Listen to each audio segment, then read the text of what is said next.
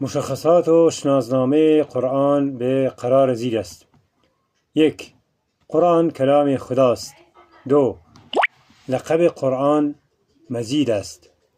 3. لهجه قرآن عربی است. 4.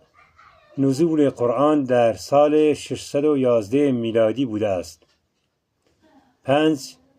اول نزول قرآن در ماه رمضان بوده است. 6. شب نزول قرآن شب قدر بوده. 7. محل نزول قرآن غار حرا در مکه مکرمه بوده است. 8. نازل کننده قرآن الله جل جلاله است. 9.